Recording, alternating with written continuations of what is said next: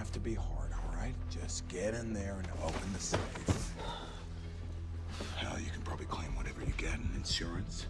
You'll get the cash all back, so it's a win-win situation, right? Now the combination.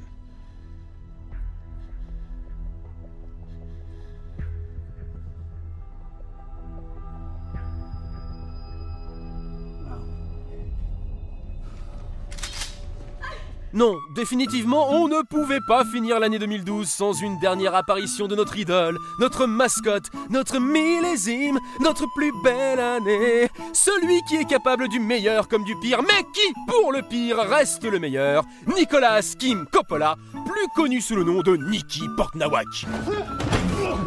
Une petite année pour Nico, qui n'aura tourné qu'un seul film en 2012, Stolen, un sous-Taken qu'on se lèche déjà les babines à l'idée de chroniquer bientôt. Hello? Hello, Will. Vincent? I want my share. Heureusement, il en avait tourné 5 en 2011, et il en restait un dont on ne vous avait pas encore parlé, Effraction. Vous vous souvenez peut-être de Kidnapped, le film choc espagnol sorti en 2010.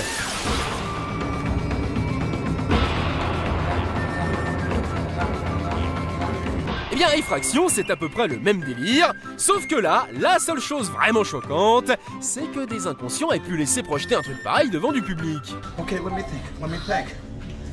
Okay. Kyle, put your hand against the wall. Put your hand against the wall. Nico y interprète un vendeur de diamants tout saoulé, et on le serait aussi si notre chirurgien esthétique nous avait greffé le cul sur le visage pour déconner. En plus de ça, il se coltine une femme adultère interprétée par Nicole Kidman, une actrice méga surestimée de la fin des années 90, on sait pas si vous vous en rappelez, et une grosse tasse-pée de filles tête à claque. Tout de suite, quelques secondes de silence pour tous les pères de tasse-pée à travers le monde. Merci.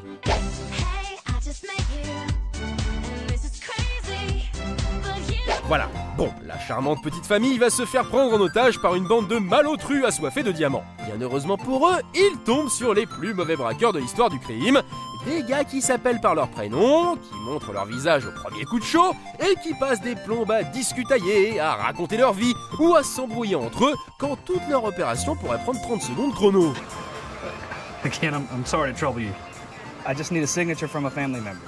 Hey, it's no problem. I'm just sorry you had to come all the way out here for nothing.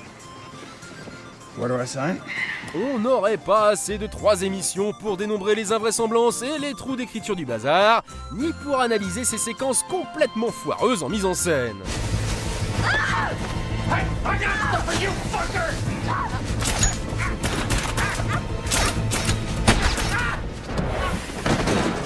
On peut juste se lamenter de constater qu'une fois de plus, il suffit à un producteur sans scrupules de coincer 2 acteurs oscarisés, de recruter le reste de son casting via webcam et de faire écrire une histoire en 3 jours par un gros neuneu pour obtenir 35 millions de dollars de budget. Let's start over. Et quand on voit le produit fini, on se demande bien où est passée la thune. Parce qu'ok, le botox ça coûte cher, mais faut quand même pas déconner. On n'a donc qu'un souhait pour 2013, que Nicolas Cage continue de tourner des films, mais qu'il les choisisse encore plus mal. Parce que là, à force, ça en deviendrait presque même plus rigolo. Albany, maybe. I don't know! I don't have these! I never owned them! I'm a middleman living on credit! Enfin si, quand même un peu.